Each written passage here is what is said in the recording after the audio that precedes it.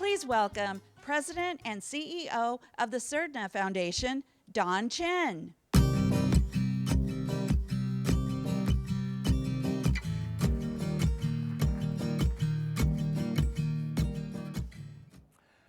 Good afternoon, everyone.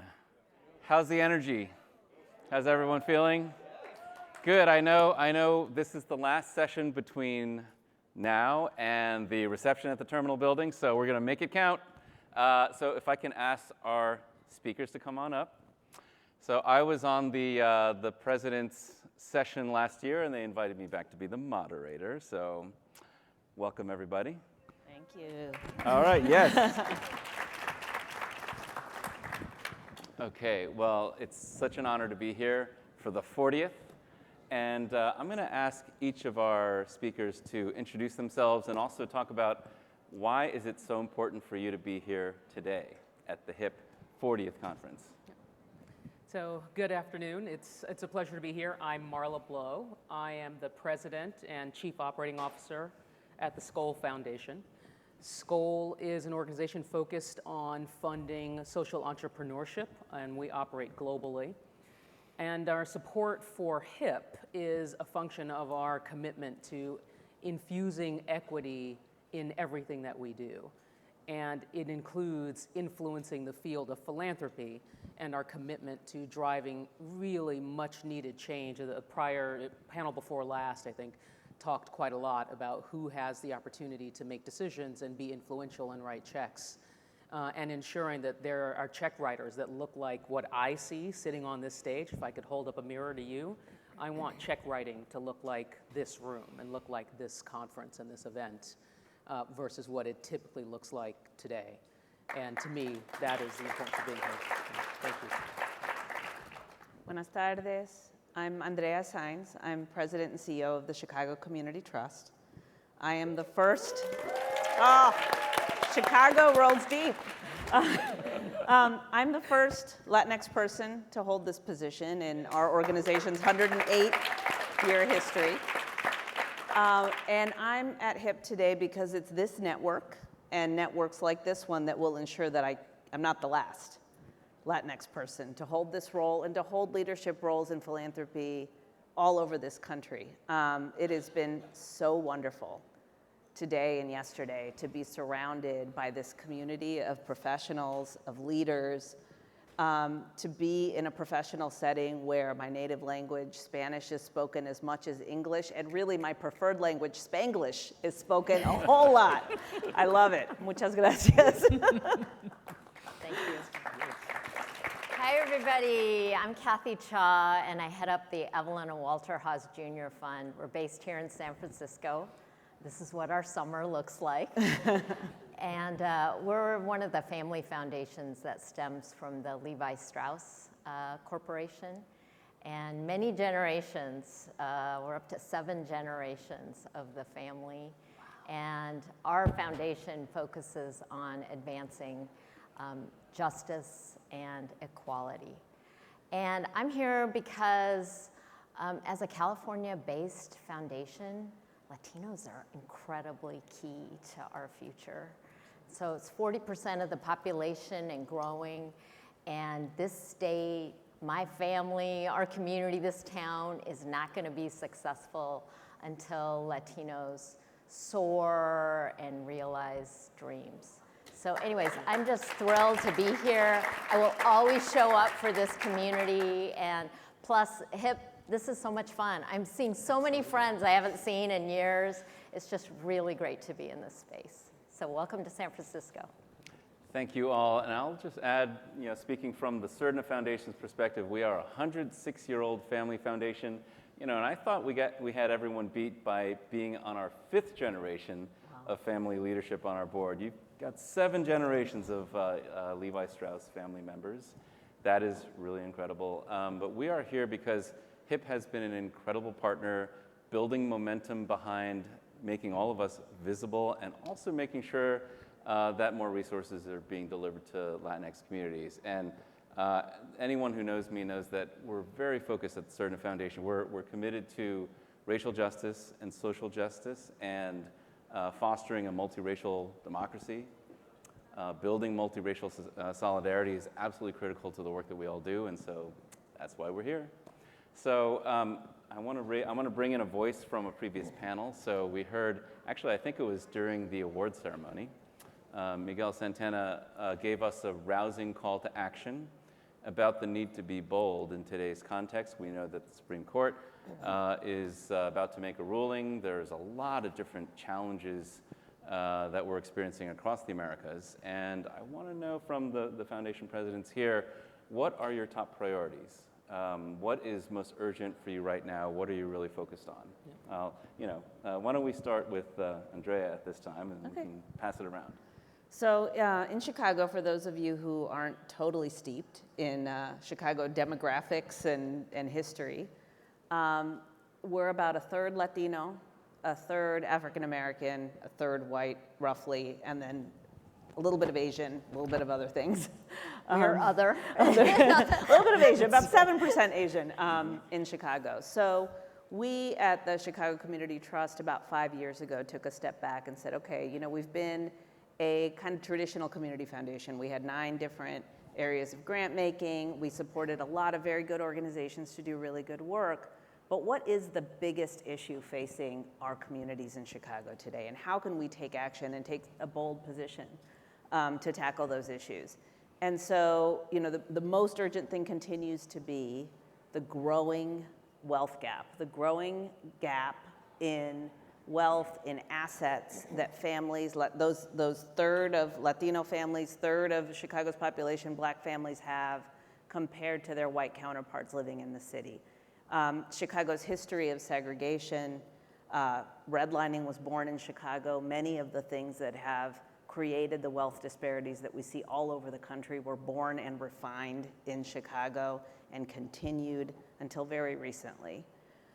So for us, tackling that legacy of segregation, creating opportunities for Black and Latinos to families and communities in Chicago to build wealth, both households through income, and we've gone beyond income because income can mask disparities. We recently commissioned a study in partnership with the Financial Health Network to look at Cook County and Chicago and the financial health of our residents across 8 dimensions that basically take into account things like, are you able to pay your bills on time? Do you have enough liquid assets to do that on a regular basis? Are you able to save for emergencies? Are you able to plan for the future? Are you using credit in healthy ways? Those are the dimensions that they looked at. And they found, not surprisingly, huge disparities among white Chicagoans, Black Chicagoans, white Chicagoans, Latino Chicagoans. But the surprising thing is that those disparities persisted. Those disparities are worse than they are nationally, but they persisted even for individuals making over $100,000 a year. That fewer than half of Black and Latino Chicagoans who make over $100,000 a year are considered financially healthy, right? Compared to about 70% of white Chicagoans making $100,000 a year. And we know that is because of, if you've gotten to that place in your professional career, you've probably taken on a lot of debt to go to school. You're probably among the only people in your family that has that kind of resources, those kinds of resources, so you're probably taking care of lots of other people. All of those things really create these disparities. So we decided to focus on assets, basically, what do you own, what do you owe, what's left over? And until we tackle that real disparity across the country, we're gonna continue to see the other problems that we're all kind of chasing our tail trying to fix and solve, right? Poor health outcomes among our communities, the huge increase in spike in gun violence, particularly that we saw in the pandemic years across the country. Brookings recently did kind of a geospatial analysis and found that increase, 90% of that gun violence increase in cities like Chicago and 16 cities that they studied is concentrated geographically in neighborhoods that have for decades seen disinvestment and economic poverty. And so these are issues that we will not be able to solve until we start figuring out how to make sure that our communities can build wealth. Thank you.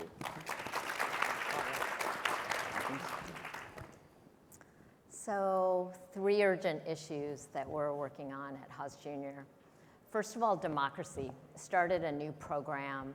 Our board approved this program about a year before the insurrection.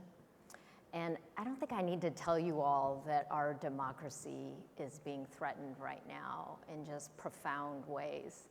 Election results are being questioned.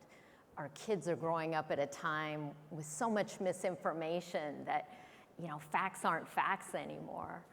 So what I don't have time to tell you is I think I could make a pretty good case of why, if we had more time, of why democracy should be part of the work you all do, of the work that we all do. It kind of sits above all your issue areas and your program areas, because this is really an all hands on deck moment for our country. And so that is one of our programs, and Raul Macias, our program director, is here somewhere at the conference doing a breakout session on democracy. And if you want ideas about what you could do in your backyard, in your town, in your state, in DC, he's a great resource. The second urgent issue, this isn't a new issue for us, it's immigrant rights. And we were actually one of the first funders of the Dreamer movement, and we continue to have a important and profound commitment to undocumented young people. And the other, as contentious as it is, the other place that we've chosen to focus is around the US-Mexico border. And the whole conversation about immigration in this country right now, a lot of it is about the border, and we can't get past the border to talk about other things. And we have some lofty hopes that we can bring the conversation and the policy debate back to fairness, back to the rule of law, back to humanity, dignity, and remind people why they are coming, why folks are coming to this country, same exact reasons my folks came to this country. So that is our immigrant rights program. Third urgent issue that we are taking on is around college affordability. And for me, I think it's crazy that a young person or a returning student would want to come back to school, have the grit, the determination, the willingness to do that, and it is money that is getting in their way. That is crazy as a society to work like that. So one of the things we're trying to figure out, no family should go into bankruptcy or debt to try to figure out how to get their kid through school. No student should be saying, okay, I'm gonna pay for higher ed. This means I may never be a homeowner again because of the debt that I will take on. To me, that is crazy. So we are trying to figure this out, and I think Monica, is Monica here?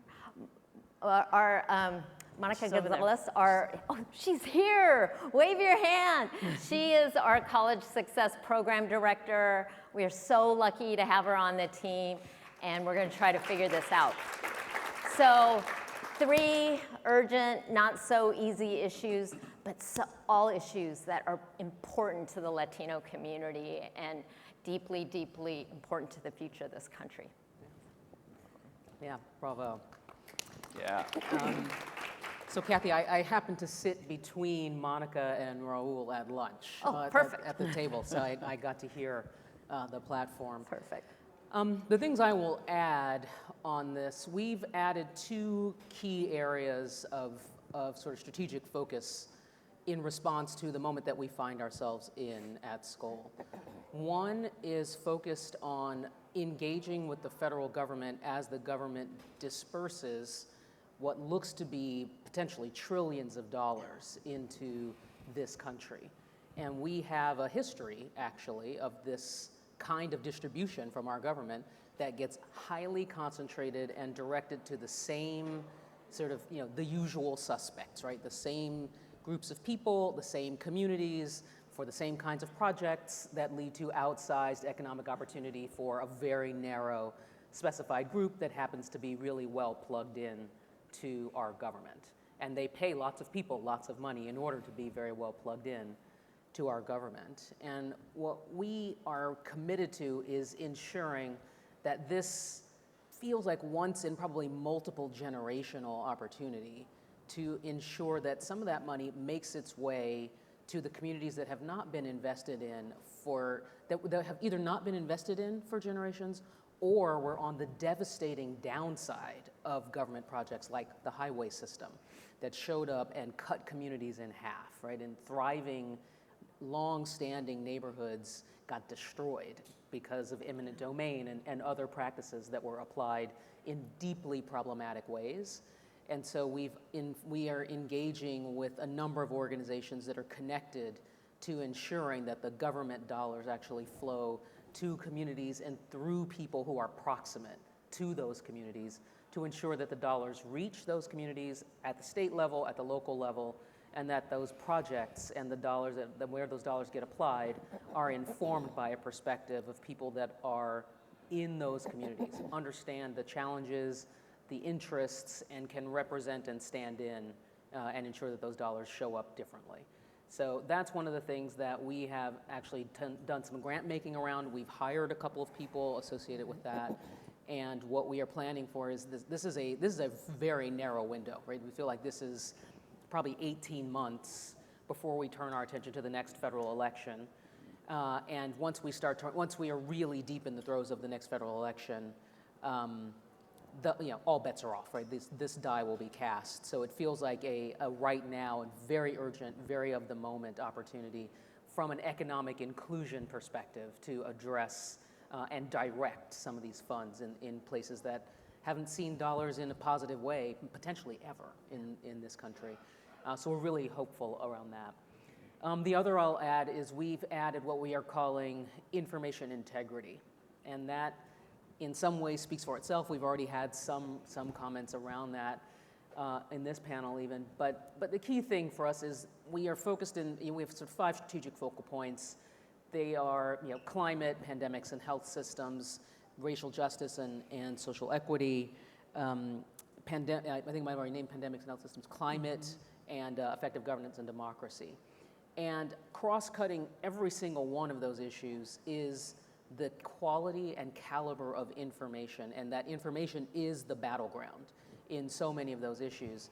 And we've been battling in the climate space about whether or not climate change is real, whether or not it's happening. That is something that surprisingly still gets debated, and that there are still people hiring scientists on the other side, on other sides of the argument. And that same issue is showing up now in whether or not the election was real, or whether the result could be trusted. That it's very easy to plant into people's heads, given especially the history of our government, the fact that going to get a vaccine might not be safe for you. You might get captured in some way, right? I won't even go down the path of what gets introduced into your bloodstream by Bill Gates if you get a vaccine. There's a lot of information out there that is deeply destructive and divisive. And it creates a situation where we don't actually have a shared reality as a society. And the fractures that are possible as a result of that are impossible to surmount if we can't figure out how to address that. So helping understand the information sources, identify information that has the likelihood of being false, and equipping organizations to be able to sort of battle, right, and engage on that, whether that's about local media and all the other avenues. But we are interested and focused on information integrity as another part of our strategic platform. Don, can I jump in just with a Yeah, quick comment? go for You it. probably saw me trying to jump out of my seat here when Marla was talking about the federal stimulus. I just need to shout out my colleague, Amy Ramirez, who is leading that very effort very locally in Chicago. So I was just making eye contact with her while you were talking, going, yeah, we're in this with you. Absolutely. Good deal. Yes. And it's so great to hear your insights about what your priorities are given your context. Skoll works nationally and internationally. Chicago, local, regional, and then Haas is mainly state with some additions. And Cerna is national. I would say our priorities, our top priorities, I can pick one from each of the ones that you mentioned. whether it's getting the $4 trillion spent out and to fulfill Justice 40's goals, or closing the racial wealth gap, and then on the democracy front, like every strategy that we have that we've adopted is based on the assumption of a working democracy.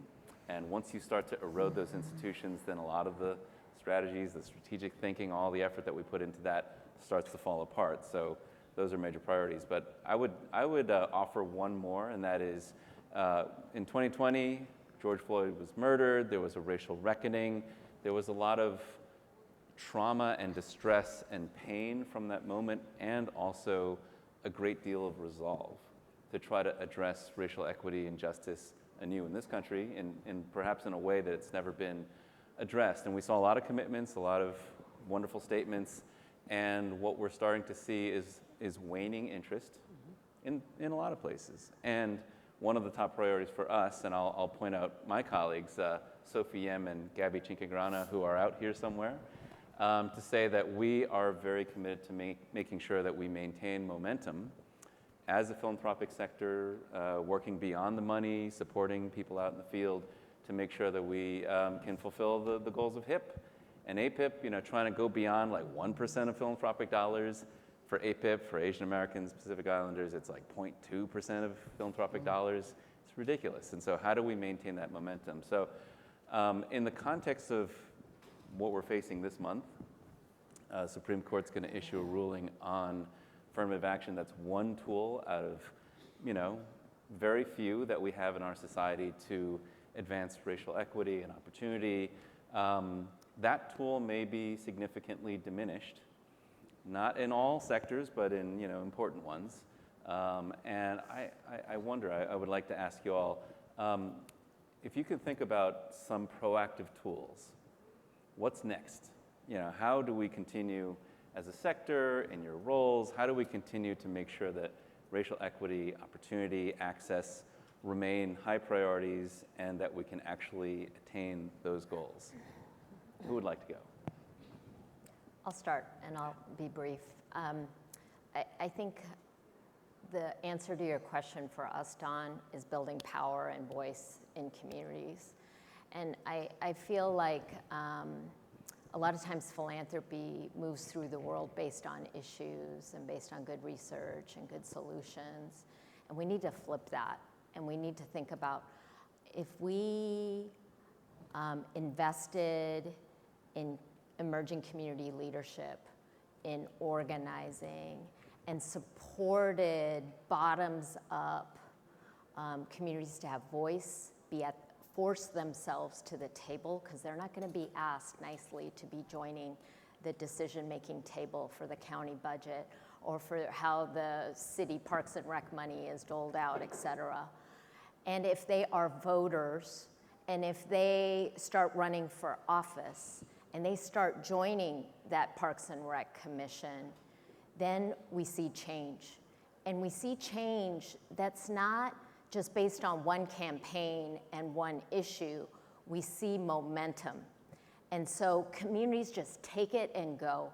And we just need to help tip that first domino, because 100%, we have the leadership, we have community members that have great solutions because they live with these problems all the time. And there are conversations in our communities that, hey, if I could tell you how the water should work in Fresno, this is how water should work in Fresno. And so we just need to flip it and let our folks emerge and be the leaders we know they can be.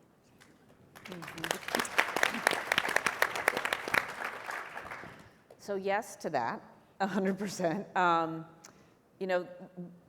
At the Trust, we've been, and this builds on some of the previous panel's conversation, right? Thinking about how we take our cues from the community leaders that we support, right? How those folks, those voices shape the way that we decide to invest our resources and our time, et cetera, et cetera. I have two more colleagues I'm gonna shout out who I see, Cindy Soto and Adriana Viteri, who have been working on this with community leaders on all the things we do.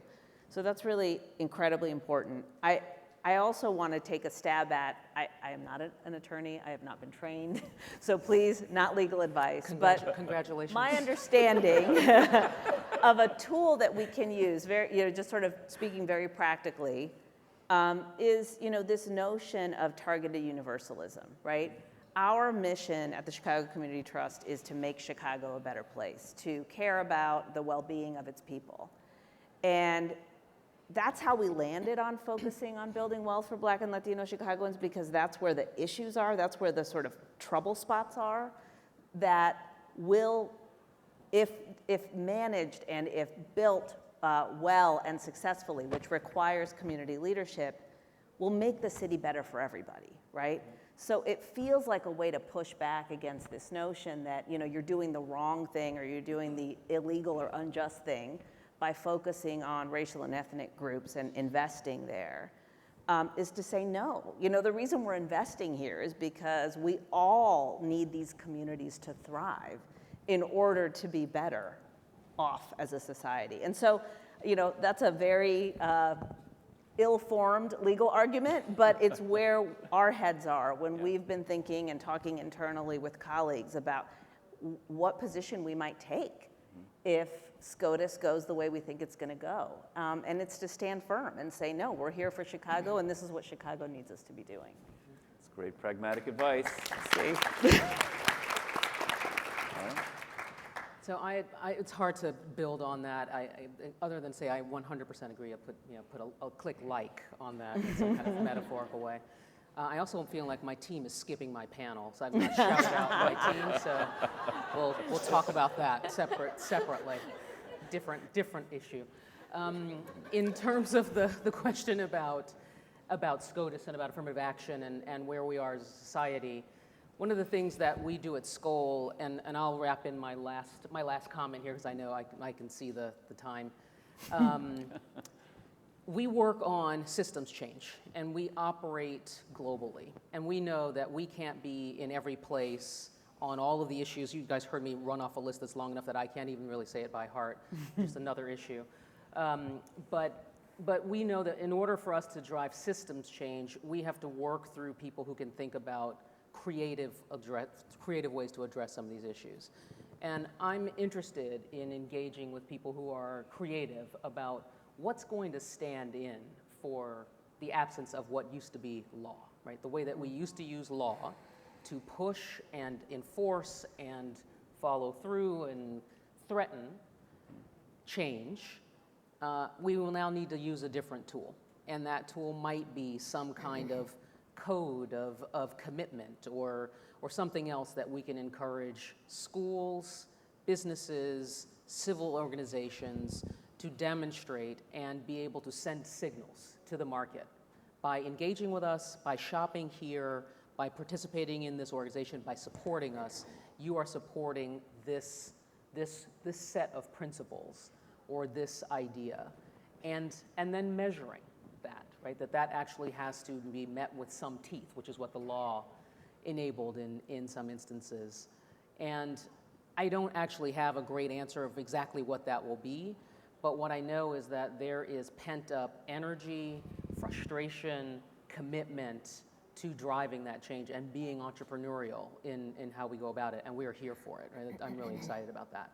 So if I were to say kind of what am I most excited about or most hopeful, right, is that we will be able to sort of illustrate and model for the philanthropic sector what it looks like to change systems by engaging at multiple levels within those systems. It's not our ability to choose the specific participants in the system, but instead it's about our ability to identify people who are able to look at the entire arena, identify who is bringing something creative to the table, and then they will direct those funds on our behalf to the places where it makes the biggest difference. So I'll answer both things there. Sounds together. like a very trust-based approach to it all. So, yes, that's great. Great insight. I'll just add that I want to bring in some voices from this morning's 10X workshop.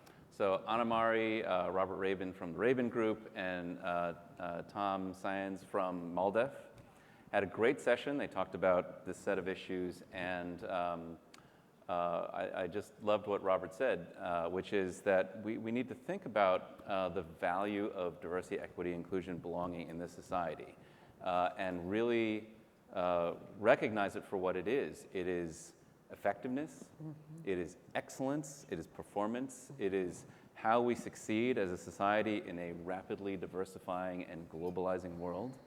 And if our educational institutions, if our workplaces, if our societies don't recognize it, we don't recognize it at our peril. And so we need to kind of reframe that, because right now, I think as a legal tool, affirmative action has been very effective in accomplishing some goals, and at the same time, it's created some resentment and some challenging narratives. So how can we, along with targeted universalism and a number of other tools, how can we begin to build a next generation of tools? There are a lot of really creative organizations out there that are trying to develop new tools based on this reframing, and hope we can be fellow travelers with them, and as a philanthropic community, really support those creative folks who are trying to do that. So that's what I would offer at this point, and bring those voices in from this morning's session. I see that we are at the point where we're going to invite questions from the audience. So let's start doing that. Who's managing that? Do we have mics in the room? All right. Okay, we've got mics in the room at either end. So please ask. We've got one right here in the front.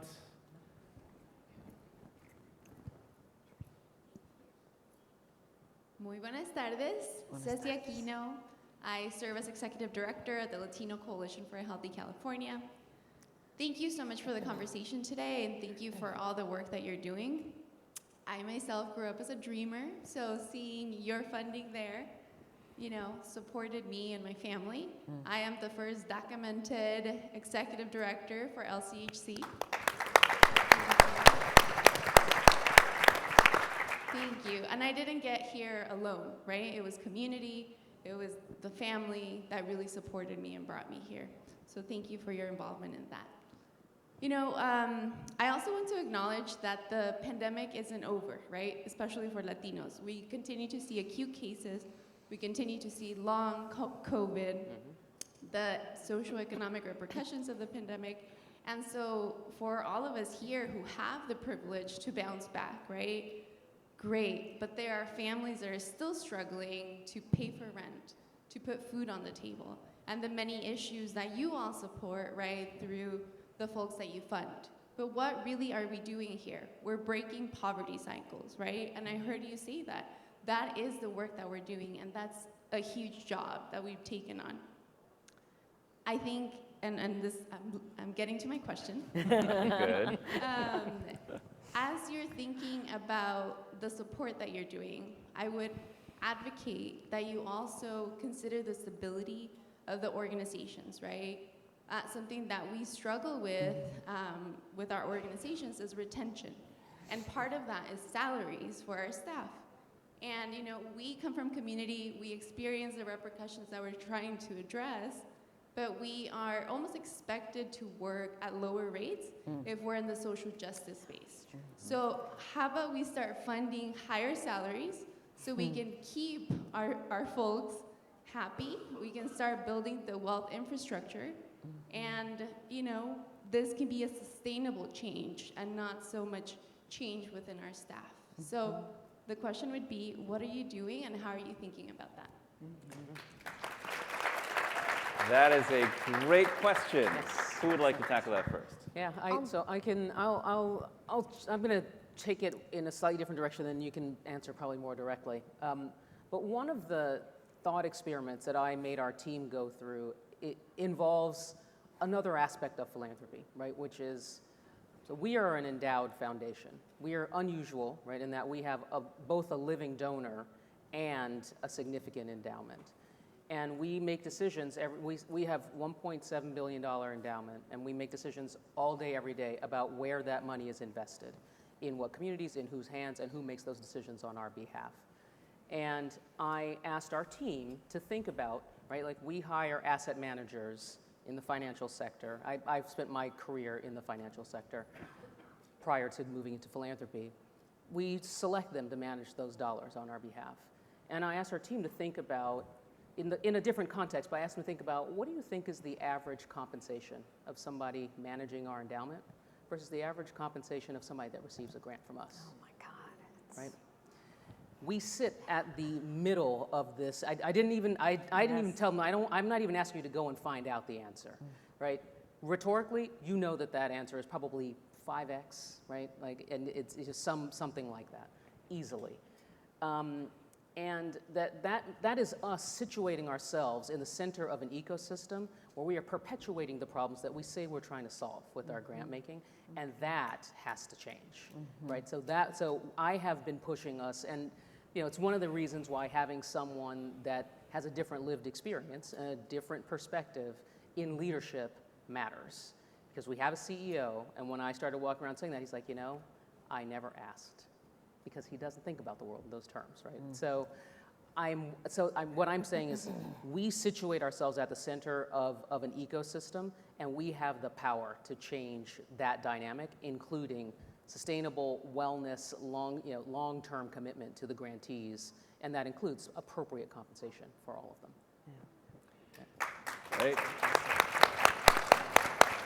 Thank you.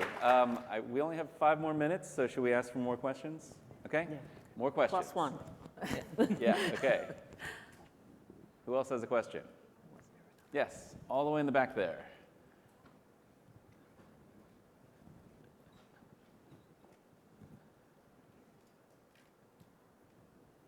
And please introduce yourself.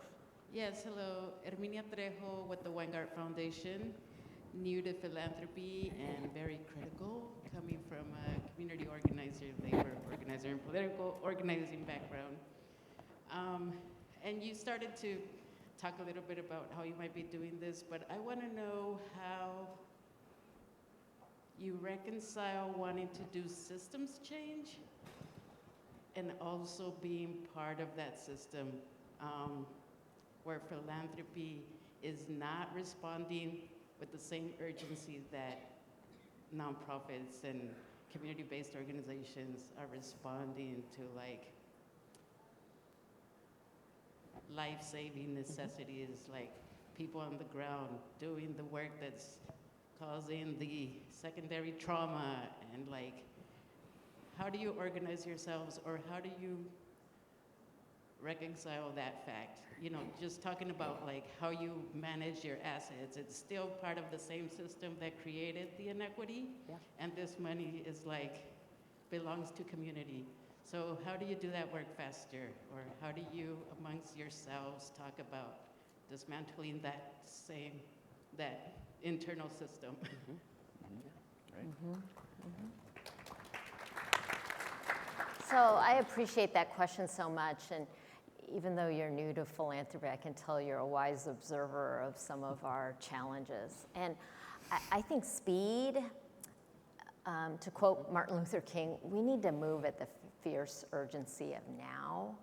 And somehow philanthropy feels like we can be a big, huge exception to that. And I don't know exactly what the answer is, but I will just offer up 2 things. Number 1, we need to change. And number 2, I think we get too disconnected from the human suffering that is happening. And once we get closer, and I will just tell you, as somebody who worked as an immigrant rights program officer for many years, I think my most impactful moments that actually changed the way I worked was visiting a detention center, going to the border, seeing the reality, and meeting people. And so once we move from dockets and grant reports and filings and payout and start moving to people, I think some of that urgency can come, but we isolate ourselves too much from the reality. Anybody's working on homelessness, and if you haven't been to a tent city and talked to people, something's wrong. And if you are working on climate change and you haven't gone to the Central Valley and talked to people, the farmers that are and the workers that are suffering from the drought, something's wrong. And so we gotta bring that into our offices, and we gotta get out a process and dockets and make it about people. So. So I want to ask the panelists, so we were supposed to have 10 minutes at the end for final statements, but why don't we have a couple more questions? Yeah. Is that okay? Yes. All right. Absolutely. So let's have a couple more questions. Do we have, there's one in the back, and there's another one in the back.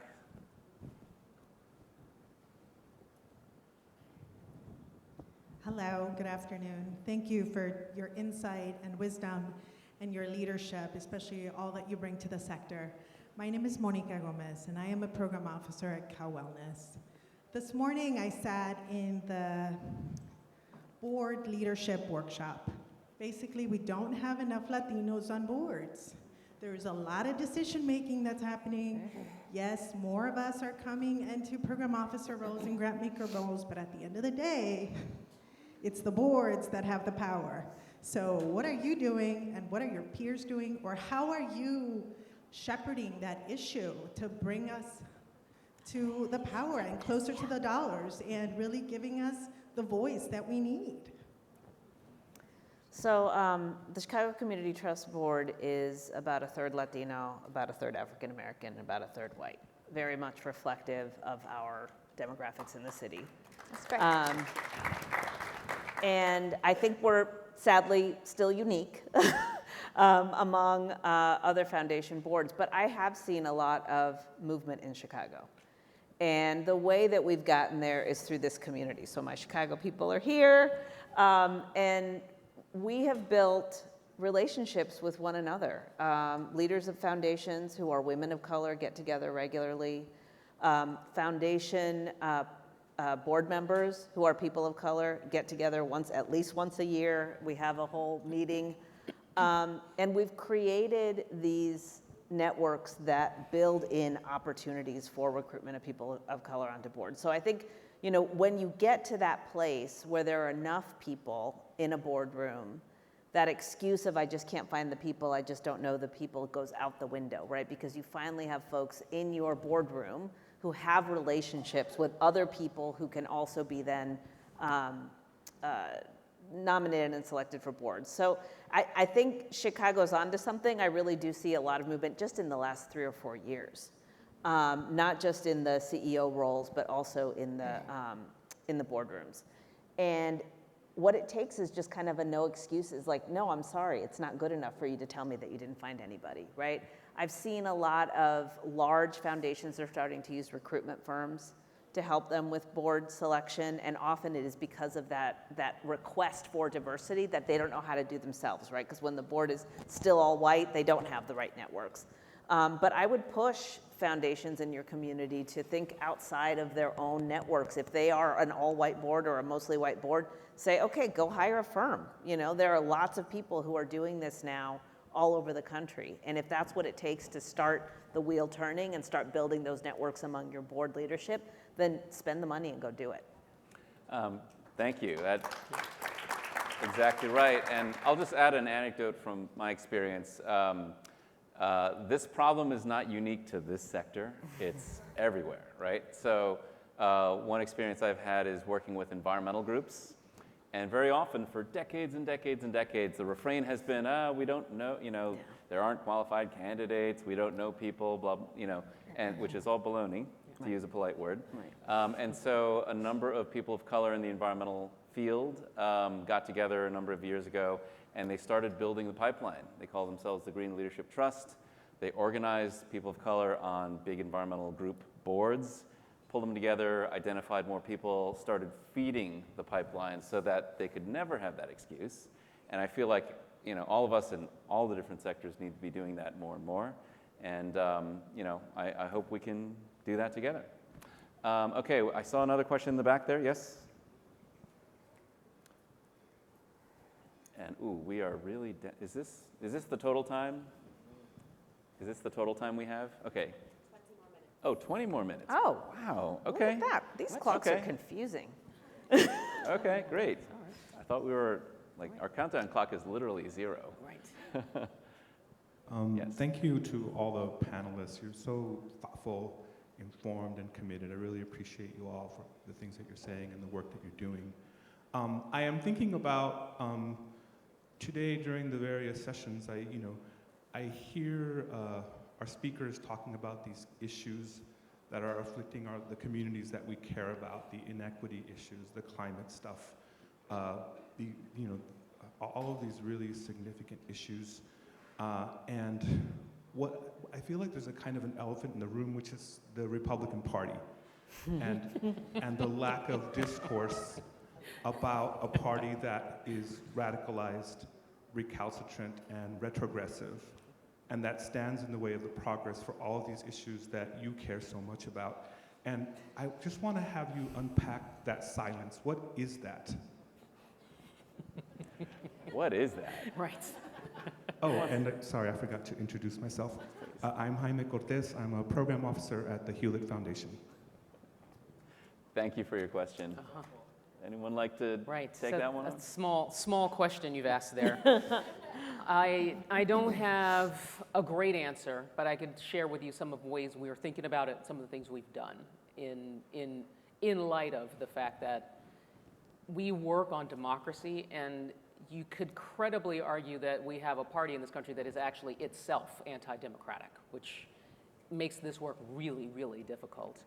We are also committed to being bipartisan and looking for, so I guess maybe the generous interpretation and generous answer, I think, without being overly sort of Pollyanna-ish, is that the entire party has not been completely captured by the interests that are causing some of the challenges that you're talking about. And identifying and finding the productive components of that party is the challenge, right? Is to figure out what is still there that can be viable, that can be nurtured, right? That can be coached into regaining prominence and some semblance of productivity out of that side. Because if we allow for the collapse of, in a system that effectively has two parties, if we allow the collapse of one of the parties, we are sunk. We risk sort of fully dissolving into complete chaos. So we're in some degree of disarray at minimum right now. But the challenge is ensuring that there is some semblance of a two-sided argument here by engaging with the productivity where we can find it and identifying the people who are able to sift through, right, is how we at least work on trying to address the challenges that seem to have kind of taken over the entire party. And I'll ask, I appreciate your question. In the interest of going out with a bang, I'll ask a provocative question based on your question, which is, some have said, hey, we need more pluralism. We need to have people come together and be less polarized. And that's certainly, applied to our partisan political system. And it's also been discussed in our sector and other sectors. So I wonder if any of you would like to tackle that one. Like, is pluralism the answer, or what is it? I'll do that, and I'll also try to take a stab at your good question as well. I think in philanthropy, when I started in philanthropy 25 years ago, there was this possibility of standing on the sidelines and trying not to get involved in controversial things. And this is, part of the genteel sources of our money, right? Not wade into controversy, make it bipartisan, try to look for the big tent. And I guess what I want to say in a very straightforward way is that the world has changed. And I would just question, what is bipartisan now, given where one party is? And one alternative look to that, these recent articles about pluralism, Voulet's response to the article was fantastic because he did what I'm also trying to do at my shop, is put the people back into this and remind us that we're not about issues and dockets, but that we are about people. People up rather than issues and theoretical debates like pluralism that can get pretty ivory tower when our folks need us. And so I think one alternative is, how can we have the kind of grassroots and sophisticated power to change both parties in this country? And I think if we are smart about joining together in this new American majority, younger people, people of color across many communities, we have a different type of majority in this country and a different kind of conversation, because I think it's been a race to the bottom. Like, we are like, the kind of debates that we are having now, it has devolved to that. And it's up to us to bring it up to something more meaningful and something that really shows a different path for this country going forward. Mic drop. All right. And last word, Andrea, if you want to offer your perspective on this question, take us out. Wow. I thought that was a mic drop. These are all mic drops. Yeah, I thought that was a mic drop. So I'm happy to just +1 that. Okay. Yeah. All right. Well, please join me in thanking our panelists. Thank you so much. Thank you to HIP. And I see Anamari standing behind the curtain. Do you want to come up here and... Oh, okay. All right. Thank you very much. Thank you very much. And with this, we are cutting it for the day. Okay. We're going over the ferry building, and we're going to have a party. Okay. Lovely. Did everyone hear that? All right. Yes. Time Yes. to party. I want to party.